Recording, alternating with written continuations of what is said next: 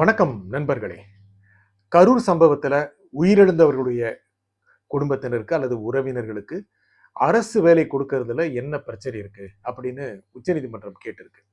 இதன் மூலமாக திரு விஜய்க்கு, தாவேக அரசுக்கு உண்மையிலேயே ஒரு சிறிய அளவுக்கு வெற்றின்னு தான் சொல்லணும். ஏன்னா இது உச்சநீதிமன்றத்துடைய இடைக்கால உத்தரவு. கரூர் சம்பவம் அதுல 41 பேர் உயிரிழந்தாங்க. அதில் அவருடைய உறவினர்கள் 31 பேருக்கு அரசு வேலை கொடுக்கப்பட்டது. திரு விஜய் ஆட்சிக்கு வந்தவுடனே கடந்த மாதம். இது தொடர்பாக சென்னை உயர்நீதிமன்றத்துடைய மதுரை கிளையில வழக்கு தொடரப்பட்டது. அதற்கு மதுரை கிளை, சென்னை உயர்நீதிமன்றத்துடைய மதுரை கிளை அமர்வு தமிழக அரசுடைய ஆணைகளுக்கு தடை விதிச்சது. இதற்கு மேல்முறையீடாக உச்சநீதிமன்றத்தை தமிழக அரசு நாடிச்சு. அதுல தான் சொல்லியிருக்காங்க, கரூருடைய சம்பவத்துல உயிரிழந்தவருடைய குடும்பத்தினருக்கு வேலை கொடுத்தால் என்ன அப்படின்னு. கரூர் சம்பவம் முக்கியமாக தமிழகத்தினுடைய அரசியல் வரலாற்றில் மிக முக்கியமான சம்பவம். கடந்த ஆண்டு செப்டம்பர் 27ஆம் தேதி நடந்தது. திரு விஜய் அவர்கள், முதலமைச்சர் விஜய் அவர்கள் தாவேக தலைவராக அந்த சமயத்தில் பல்வேறு மாவட்டங்களில் தேர்தல் பிரச்சாரத்தை தொடங்கி நடத்தி கொண்டிருந்தார். சனிக்கிழமைகளில் உங்களுக்கு தெரியும், கரூர்லயே அதே மாதிரி தான் பிரச்சாரம் மேற்கொண்டாரு.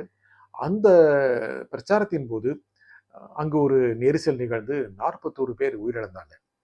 அதற்கு பல்வேறு காரணங்கள் சொல்லப்பட்டது, இந்த பக்கம் அந்த பக்கம் எல்லாமே. ஆனா இது தொடர்பாக சிபிஐ விசாரணை நடக்குதுங்க. சிபிஐ விசாரணை நடக்குது. உச்சநீதிமன்ற ஓய்வு பெற்ற நீதிபதியுடைய கண்காணிப்புல சிபிஐ விசாரணை நடக்குது. பல்வேறு தரப்பினரை கூப்பிட்டு விசாரிச்சிருக்காங்க.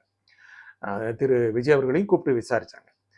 அதுல அந்த விசாரணை என்ன சொல்லுது, அதை வச்சுதான் இதுல காரணம் என்ன அப்படிங்கிறத சொல்ல முடியும். இதுல என்ன அரசியல் நிகழ்வு அப்படின்னா, அந்த சம்பவம் நடந்த பிறகு திமுக சார்பானவர்கள், திமுக காரர்கள் கடுமையாக திரு விஜய் அவர்களை விமர்சனம் பண்ணாங்க. தாவேகா காரர்களை விமர்சனம் பண்ணாங்க. ரொம்ப ரொம்ப மோசமா சமூக வலைதளங்களை பதிவிட்டாங்க. நமக்கு நல்லா தெரியும். ஆனால் அந்த சம்பவம் நடந்த அடுத்த நாளே, கரூர் சம்பவம் நடந்த அடுத்த நாளே எம்முடைய இந்த சேனல்ல திரு விஜய் செல்வாக்கு உயர்கிறது அப்படின்னு நம்ம வீடியோ போட்டிருக்கோம். போய் வேணாலும் பாருங்க. என்ன காரணம்னா, அந்த சம்பவம் தமிழகம் முழுக்க, இந்தியா முழுக்க, இல்ல உலகம் முழுக்க மிகப்பெரிய அளவுக்கான பாதிப்பு ஏற்படுத்துச்சு. மக்கள்கிட்ட ஒரு பதபதப்பை ஏற்படுத்துச்சு, ஒரு ஆங்கியூஷ், பெரிய அளவுக்கான மன கவலையில மக்கள் இருந்தாங்க. அந்த சமயத்துல திரு விஜய்க்கு ஆதரவாக அரசியல் சூழ்நிலை அதிகமாயிருக்கு, சாதகமாயிருக்கு அப்படிங்கிறத நாம உணர முடிஞ்சது. பல இடத்துல நாம பார்த்தோம், மக்கள் அவருக்கு சார்பான ஒரு மனநிலை இருந்தாங்க. அதை வச்சுட்டு தான் போட்டோம் திரு விஜயுடைய செல்வாக்கு உயர்ந்தது அப்படின்னு. நிறைய பேர் என்ன சொல்றாங்க அப்படின்னா, அந்த சம்பவத்திற்கு பிறகு திரு விஜய்க்கு சார்பாக மக்கள் முன்னிலை மாறிச்சு அப்படின்னு சொல்றாங்க. அது ஏற்கத்தக்கதா அப்படிங்கிறது விவாதத்துக்குரியது. என்ன காரணம் அப்படின்னா, அந்த சம்பவம் நடக்காமல் இருந்து அதே வேகத்தில் திரு விஜய் அவர்கள் தமிழகம் முழுக்க பிரச்சாரம் மேற்கொண்டிருந்திருப்பாரே ஆனால், அவர் பிரச்சாரம் போயிருந்தாருன்னா என்ன ஆயிருக்கும் அப்படின்னா, குறைஞ்சபட்சம் 150 சீட் கிடைச்சிருக்குங்க. இது அப்போவே நாம சொல்லியிருக்கோம். ஏன்னா அந்த அளவுக்கு அவருக்கு பின்னால ஒரு ஃபாலோயிங் இருந்தது. அந்த சம்பவம் அவருடைய பிரச்சார வேகத்திற்கு ஒரு தடை போட்டது, சொல்ல மறுக்க முடியாதுங்க. ஏன்னா அப்போ இருந்த திமுக அரசு, தமிழக அரசு இந்த பிரச்சாரம் இந்த மாதிரி போறது தொடர்பாக கடுமையான விதிமுறைகளை வகுத்துச்சு. திரு விஜய் அவர்கள் எங்கு கூட்டம் போட்டாலும் அதற்கு கடுமையான நடைமுறைகள் செயல்படுத்தப்பட்டன இருந்துச்சுங்க. ரொம்ப கஷ்டப்பட்டாரு திரு விஜய் அவர்களே, ரொம்ப பாதிக்கப்பட்டாருங்க. அந்த சம்பவம் நடந்து ஒரு வாரம் கழிச்சு தான் வீடியோ காலில் வந்தாரு. அதுக்கப்புறம் என்னாச்சு, அப்புறம் ஒரு 2 மாசம் கழிச்சு தான் வெளியவே வந்தார். வெளியே வரமாட்டீங்களா அப்படின்னு நினைச்சாங்க. திமுக காரங்க அத்தோட தாவேகாவுடைய அரசியல் வரலாறு முடிந்தது என்று நினைத்தார்கள். அதுக்கான பதிவெல்லாம் போட்டாங்க. அப்பாடா, அடுத்து நம்ம ஆட்சி தான் அப்படின்னு திமுக காரங்க நினைச்சாங்க. அவருடைய ஆதரவாளர்கள், திமுக காரர்களை விட ஆதரவாளர்களுடைய அலப்பறை நிறைய இருந்துச்சு. அவங்களாம் போட்டாங்க, அந்த மாதிரியான கருத்துக்கெல்லாம் போட்டாங்க. திரு விஜய் அவர்களும் தங்கி தான் பிரச்சாரங்களை மேற்கொண்டார். அதுக்கு செம கூட்டம் கூடிச்சுங்க, சரியான கூட்டம் கூடிச்சு. இல்ல இவங்கெல்லாம் சொல்ற மாதிரி கூட்டம் கூடும் ஓட்டா மாறுமா அப்படின்னு கடைசி வரைக்கும் மனப்பால் குடிச்சிட்டு இருந்தாங்க திமுக, அண்ணா திமுக காரங்க. இந்த கரூர் சம்பவத்தை வைத்துக்கொண்டே அவரை எந்த அளவுக்கு நெருக்கடி தள்ளலாம் அப்படின்னு நினைச்சாங்க. அப்படிலாம் எண்ணத்தில் இருந்தாங்க. ரொம்ப கவலைக்குரிய விஷயங்க. அப்படிலாம் இருந்தாங்க. அந்த வகையில் தான் கரூர் சம்பவம் ஒரு முக்கியமான அரசியல் நிகழ்வு. திரு விஜய் அவர்கள் பிரச்சாரத்தின் போது என்ன சொன்னார், கரூருக்கு வருவார் அப்படின்னு சொன்னார். எளிதாக தமிழகம் முழுக்கம் வருவதற்கு சூழ்நிலை ஏற்படும், அதாவது முதலமைச்சர் ஆயிடுவாருங்கிறது இண்டிகேட் பண்ணார். ஆட்சிக்கு வந்தாரு. கரூர்ல ஒரு நிகழ்ச்சியில் கலந்துகிட்டாரு போன மாசம். நல்லா பேசினாரு. அந்த நிகழ்வில் உயிரிழந்தவர்கள் 41 பேர் உயிரிழந்தவர்களுடைய உறவினர்கள் 31 பேருக்கு அரசு வேலை வழங்கி ஆணைகளை கொடுத்தார். இதற்கு எதிராகத்தான் பல்வேறு தரப்பினர், முக்கியமாக 3 பேர் சென்னை உயர்நீதிமன்றத்துடைய மதுரை கிளையில மேல்முறையீடு செஞ்சாங்க. மதுரை கிளையுடைய அமர்வு என்ன சொல்லுச்சு அப்படின்னா, தமிழக அரசு கொடுத்த ஆணைகளை ரத்து செஞ்சது, உத்தரவு பிறப்பிச்சது. ரத்து செஞ்சு உத்தரவு பிறப்பிச்சது. அதுல என்ன அப்போ கேட்டாங்க, கருணை அடிப்படையில் நீங்க கொடுத்திருக்கீங்க, அது சாலை விபத்துல பாதிக்கப்பட்டவர்களும் கொடுத்துருவீங்களா அப்படியெல்லாம் கேட்டாங்க.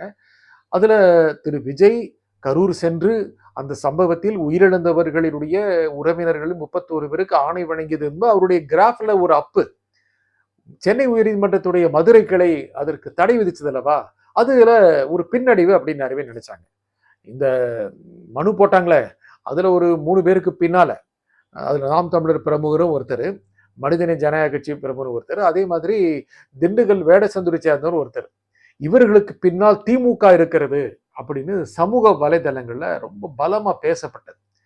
திமுக பொறுத்த வரைக்கும் திரு விஜய் அவர்கள் மேற்கொள்கின்ற எந்த நடவடிக்கையாக இருந்தாலும் அதுதான் தடை வந்துடாதா, அவங்களுக்கு ஏதாவது தர்ம சங்கடம் ஏற்பட்டுறாதா, அது ஏதாவது தனக்கு லாபம் வராதா அப்படின்னு தொடர்ந்து எதிர்பார்க்கிறாங்க ஒரு அரசியல் கட்சியாக. ஆனா திரு விஜய் அவர்களுக்கு எந்தெந்த வகையில் நெருக்கடி தரலாமோ அதெல்லாம் பண்றாங்க. சட்ட ரீதியாக போனாங்க. உயர்நீதிமன்றத்துடைய மதுரை கிளை தடை விதிச்சது, அதெல்லாம் சட்ட ரீதியாக நடைபெற்றது. அது திரு விஜய்க்கு ஒரு பின்னடைவு அப்படின்னு நினைச்சாங்க. ஊடகங்கள் அப்படிதான் அதை வெளிப்படுத்தின. தமிழக அரசு மேல்முறையீடு செஞ்சது உச்ச நீதிமன்றத்துல. உச்ச நீதிமன்றத்துடைய அமர்வு என்ன சொல்லுச்சு அப்படின்னா, மதுரை நீதிமன்றம், சென்னை உயர்நீதிமன்றத்துடைய மதுரை கிளை பிறப்பித்த உத்தரவுக்கு இடைக்கால தடை விதிச்சது. இடைக்கால தடை விதிச்சிருக்குங்க உச்ச நீதிமன்றம். அதுல என்ன கேட்டுச்சுன்னா, துயர சம்பவம், அதுல பாதிக்கப்பட்டவங்களுக்கு அரசு வேலை கொடுத்தால் என்ன என்ன நடந்துரும், அரசு உதவியெல்லாம் கொடுக்க கூடாதா அப்படின்னு சரமாரியா கேள்வி கேட்டிருக்காங்க. இடைக்கால உத்தரவு பிறப்பிச்சிருக்காங்க. அதுக்கு மதுரை கிளை, சென்னை உயர்நீதிமன்றத்துடைய மதுரை கிளையுடைய தீர்ப்புக்கு இடைக்கால தடை கொடுத்திருக்காங்க. மேலும் விசாரணை வரலாம். ஆனா நீதிமன்றத்துடைய அந்த இடைக்கால உத்தரவுடைய கருத்துக்களை வைத்து பார்க்கும் பொழுது இந்த ஆணைகளுக்கு பெரிய அளவுக்கான ஊறு வந்து விடாதோ அப்படின்னு தெரியுது. நம்ம இதோடைய கருத்துக்கு, இந்த நீதிமன்றத்துடைய தீர்ப்போட கருத்து இது அரசியல் ரீதியாக திரு விஜய் அவர்களுக்கு தற்போது ஒரு உயர்வு தான். லாபங்கிற வார்த்தை பயன்படுத்த வேண்டாம். அவருக்கு ஒரு பலன் தான், அரசியல் ரீதியாக பலன் தான். அவருக்கு ஒரு யூஸ் இருக்கு இதுல. ஏன்னா வெற்றி அப்படின்னு சொல்லிட முடியாது. நம்ம தலைப்பு அப்படி போட்டிருக்கோம், வெற்றி தான். ஏனென்றால் உச்ச நீதிமன்றம், நாட்டுடைய உச்சபட்ச நீதிமன்றமே தமிழக அரசு எடுத்த முடிவை ஆமோதித்திருக்கிறது. அதுல ஒரு ஒரு அவங்களுக்கு வெற்றி தான். இதுக்கு எதிராக நடக்கும் அப்படின்னு நினைச்சாங்க இல்லையா பல்வேறு தரப்பினர், முக்கியமாக திமுகவினர், அவங்களுக்கு இப்போதைக்கு ஒரு பின்னடைவு தான். இது பின்னடைவு தான். இனி வருகின்ற காலங்களெல்லாம் திரு விஜயோடைய அரசு பல்வேறு முடிவு எடுக்கும், செயல்படுத்தும். அதில் எல்லாவற்றிலும் தெளிவாக இருந்தால் வெற்றி வரலாம், வெற்றி கிடைக்கும் அப்படின்னு நம்பிக்கை இது கொடுத்திருக்கு. திரு விஜய் அவர்கள் நம்பிக்கை பெற்றிருப்பார். நன்றி, வணக்கம்.